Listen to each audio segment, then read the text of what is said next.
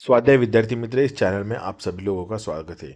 दोस्तों, आज हम नवीं हिंदी का लोक भारती का छठा पाठ निसर्ग वैभव का स्वाध्याय देखने वाले हैं। तो प्रश्न एक, पठनीय। निम्न शब्द पढ़िए। शब्द पढ़ने के बाद जो भाव आपके मन में आते हैं वे कक्षा में सुनाइए। नदी। नदी हमें हमेशा आगे बढ़ने की सीख देती है। नदी हमेशा आगे की ओर बहती है। नदी से हमें जीवन में आगे बढ़ना और कभी हार न मानना सीखना चाहिए। हमें कर्म में ही विश्वास रखना चाहिए। फल की इच्छा कभी नहीं करनी चाहिए। किसी के साथ भी भेदभाव न करना चाहिए। पर्वत। पर्वत देखने में बहुत ऊंचे लगते हैं। हमेशा ऊंचाई की तरफ इशारा करते हैं। हमें पर्वतों को देखकर हमेशा आगे बढ़ने और अपने लक्ष्य को ऊंचा रखने की प्रेरणा लेनी चाहिए। वृक्ष। वृक्ष से हमें हजारों चीजें मिलती है। वृक्ष सिर्फ देने का काम करता है, वह सिर्फ देना जानता है। बदले में कोई अपेक्षा नहीं करता। कड़ी धूप हो या जोरों की बारिश, सभी मौसम का वृक्ष डटकर सामना करता है, कभी हार नहीं मानता। हमें भी वृक्ष से ये बात सीखनी चाहिए। चांद। हर दिन समय पर चांद आकाश में दर्शन देता है। चांद को देखकर हमें प्रसन्नता महसूस होती है। मेरे दादी ने मुझे चांद की कहानी सुनाई, तब से मैं जब भी चांद की तरफ देखती, मेरे दिल में एक ही ख्याल आता है, जीवन में कभी भी घमंड नहीं करना चाहिए। कल्पना पल्लव। प्रश्न। किसी कार्यालय में नौकरी पाने हेतु साक्षात्कार देने वाले और लेने वाले व्यक्तियों के बीच में होने वाला संवाद लिखिए। उत्तर। उम्मीदवार। नमस्ते श्रीमान। अधिकारी। नमस्ते, आइए बैठिए। उम्मीदवार। जो शुक्रिया।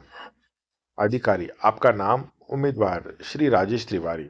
अधिकारी। आप अपने कार्य अनुभव के बारे में बताइए। उम्मीदवार। इस समय मैं वेद कंपनी में क्लर्क के पद पर काम कर रहा हूँ। इस पद पर काम करते हुए मुझे 3 वर्ष पूर्ण हो गए हैं। इस प्रकार मेरे पास 3 वर्ष का अनुभव है। अधिकारी। क्या आप बता सकते हैं कि एक आदर्श कर्मचारी की कौन कौन सी विशेषताएं होती हैं? उम्मीदवार। एक आदर्श कर्मचारी के पास अपने काम के प्रति निष्ठा, लगन एवं मेहनत से काम करने का जज्बा होता है।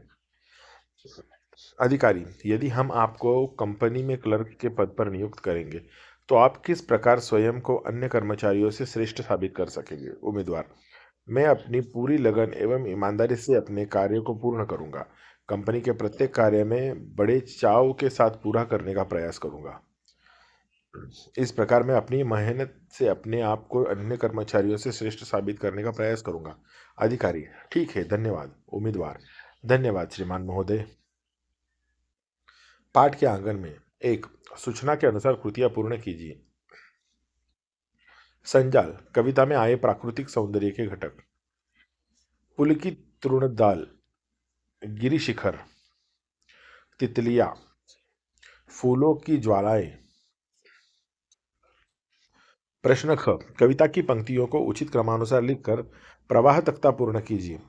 परिचित मरकत आंगन में, अभिशापित हो उसका जीवन, अनिल स्पर्श से पुलकित तृणदल, निश्चल तरंग सी स्तंभित। उत्तर। प्रवाह तख्ता। अनिल स्पर्श से पुलकित तृणदल, निश्चल तरंग सी स्तंभित, परिचित मरकट आंगन में, अभिशापित हो उसका जीवन। कविता द्वारा प्राप्त संदेश लिखिए। प्रस्तुत कविता के माध्यम से कवि ने मनुष्य के हृदय में प्रकृति प्रेम उत्पन्न करने का प्रयास किया है। प्रकृति में चारों ओर सौंदर्य भरा पड़ा है और उस सौंदर्य की अनुभूति करने के लिए मनुष्य को प्रकृति की ओर जाना चाहिए। मनुष्य को प्रकृति से हमेशा खुश एवं प्रसन्न रहने की प्रेरणा लेनी चाहिए। मनुष्य को एक दूसरे से नफरत नहीं करनी चाहिए। उसे अपने मन से क्षुद्र भाव को त्याग कर प्रकृति की भांति विशाल हृदय रखना चाहिए।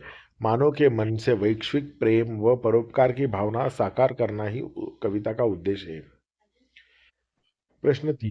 कविता के तृतीय चरण का भावार्थ सरल हिंदी में लिखिए। उत्तर। पर्वत। जीवन पर बिखरी हुई प्राकृतिक सुषमा का आनंद लूटते समय कवि को सहज ही एक बात याद आती है। वह यह कि जड़ जीवन में यानी प्रकृति में अपार सौंदर्य भरा पड़ा है, पर मानव जीवन में दुख का भाव क्यों है? उसका मन विषण्णता से भरा क्यों पड़ा है? अतः कवि मनुष्य को कहता है कि उसे प्रकृति से सीख लेनी चाहिए। उसे मानव प्रकृति का पुनः संश्लेषण विश्लेषण करना चाहिए। देखा जाए तो मनुष्य ईश्वर का प्रतिनिधि है, फिर भी उसका जीवन अभिशापित है। शायद इसलिए कि उसे क्षुद्र अहंकार रूपी भावना ने दिन रात घेरा हुआ है। इसी कारण वह विश्व चेतना से दूर चला गया है और वह अकेला पड़ गया है।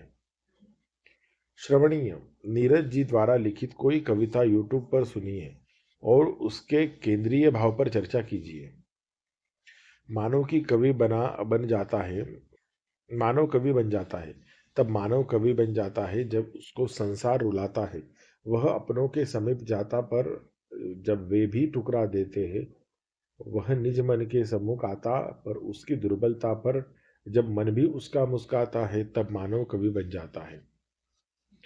कविता का केंद्रीय भाव, जब मानव जीवन में दुख दर्द का सामना करता है तब कोई उसका साथ नहीं देता, सारा संसार उससे बिछड़ जाता है, तब वह अपनों के समीप जाने की कोशिश करता है, लेकिन उसके अतीत के बर्ताव के कारण कोई भी उसका साथ नहीं देता। तब मानव अपने अंतर मन में झांक कर देखता है और अपने किए गलतियों पर पछताता वह बिल्कुल अकेला पड़ जाता है। तब वही अपनी भावनाएं शब्दों में पिरोता, उसकी भावनाएं कविताओं में तब्दील हो जाती और वह कवि बन जाता है। भाषा बिंदु, निम्नलिखित मुहावरे कहावतों में से अनुपयुक्त शब्द काटकर उपयुक्त शब्द लिखिए। टोपी पहनना, टोपी पहनाना, कमर बंद करना, गेहूं गीला होना।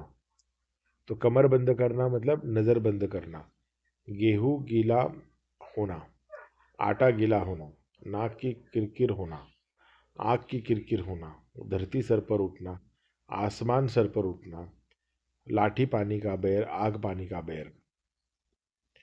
दोस्तों, अगर ये वीडियो आपको अच्छा लगा है तो इस चैनल को सब्सक्राइब करके और बेल आइकन प्रेस कीजिए और आपको अगला वीडियो कौन सा चाहिए मुझे कमेंट बॉक्स में बताइए। Thank you very much.